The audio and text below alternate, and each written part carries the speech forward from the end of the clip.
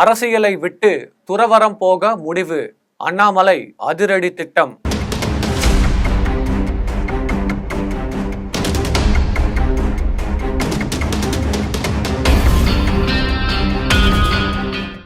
தமிழக பாரதிய ஜனதா கட்சி தலைவர் அண்ணாமலைக்கு ஏற்பட்டு வரும் நெருக்கடிகளால் அவர் கட்சியை விட்டு ஓடிவிடும் நிலைக்கு ஆளாகி இருப்பதாக புதிய தகவல்கள் தெரிவித்துள்ளன. இது குறித்து அண்ணாமலையும் தனது ஆதங்கங்களை கொட்டியுள்ளார். இது குறித்து ஜெம் தொலைக்காட்சி வழங்கும் சிறப்பு செய்தி இது.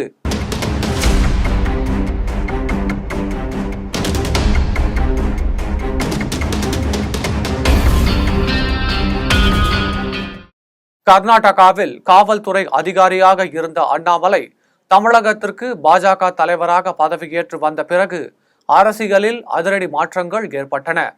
தமிழகத்தை பொறுத்தவரையில் திமுக, அதிமுக என்ற இரு பெரும் கட்சிகள் இயங்கி வந்த நிலையில் பாரதிய ஜனதா கட்சியை மூன்றாவது பெரிய கட்சியாக மாற்றி காட்டினார் அண்ணாமலை. இருந்த போதிலும் தனிப்பட்ட முறையில் அவருக்கு ஏராளமான தொல்லைகள் ஏற்பட்டன. கட்சியின் பெண் முக்கிய நிர்வாகிகள் அவர் மீது குற்றச்சாட்டுகளை எழுப்பினார்கள். தற்போது திருச்சி சிவா உள்பட ஏராளமான பேர் கட்சியை விட்டு நீக்கம் செய்யப்பட்டுள்ளனர். அவர்களும் ஆளுக்கு ஒரு பக்கமாக அண்ணாமலையை தங்களது எக்ஸ் பக்கத்தில் வெளுத்து வாங்கி வருகிறார்கள். முக்கியமாக முன்னாள் முதல்வர் ஜெயலலிதா குறித்து அவர் பேசியதால் அதிமுகவுடன் இருந்த வலுவான கூட்டணி முறிவடைந்தது என்பது தமிழகத்தில் மட்டுமல்ல, அகில இந்திய அளவில் மிக பெரிய சர்ச்சையாகும். தற்பொழுது அவர் லண்டனுக்கு அரசியல் தொடர்பாக படிக்க செல்வதால் தமிழக பாஜகவிற்கு புதிய தலைவர் நியமிக்கப்பட வேண்டிய சூழ்நிலை ஏற்பட்டுள்ளது. முன்னதாக ஏற்கனவே தமிழக தலைவராக இருந்த தமிழிசை சவுந்தரராஜன் மற்றும் அண்ணாமலை இடையே மோதல்களும் ஏற்பட்டு முடிவடைந்தன. இந்த நிலையில் சமீப காலமாக அரசியல் பேசி வரும் அண்ணாமலை சலிப்பு தன்மையுடன் பேசத் தொடங்கி இருக்கிறார். நான் எத்தனை நாளைக்குத்தான் வாள் எடுத்து சண்டை போட முடியும் என பேசத் தொடங்கியவர் நான் இன்னும் அரசியலில் இருக்க வேண்டுமா என்ற கேள்வியையும் எழுப்பியுள்ளார். கோவை நாடாளுமன்ற தொகுதியில் போட்டியிட்ட அண்ணாமலை தற்பொழுது கோவை துடியலூரில் நடைபெற்ற நிகழ்ச்சி ஒன்றில் கலந்து கொண்டு பேசினார்.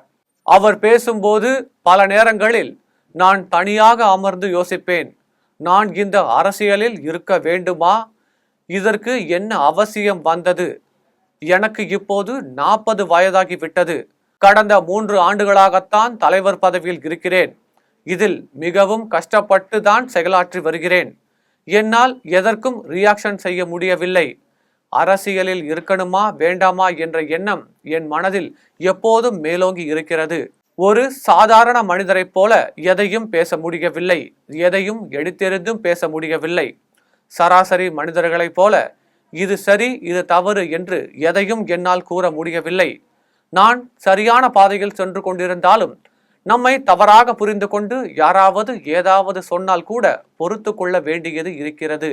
ஏராளமான பேர் கேள்வி கேட்கிறார்கள், ஒவ்வொருவருக்கும் பதில் சொல்ல முடியவில்லை, மிகவும் பொறுமையாக இருக்க வேண்டியிருக்கிறது. நம்மை பற்றி அபாண்டமான குற்றச்சாட்டுகள் பத்திரிகையில் வந்தால் அதை படித்துவிட்டு ரியாக்ஷன் எதுவும் செய்ய முடியவில்லை. இன்றைக்கு அரசியலுக்கோ பாஜகவுக்கோ வரக்கூடியவர்கள் சந்திக்க வேண்டிய முதல் பரீட்சை இதுதான். பாஜகவில் சேர வேண்டுமானால் பொறுமை, சகிப்புத்தன்மை, சமரசம் ஆகிய 3ம் அவசியம். பாஜகவை பலர் குறை சொல்வார்கள், அதையெல்லாம் கடந்து செல்ல வேண்டும்.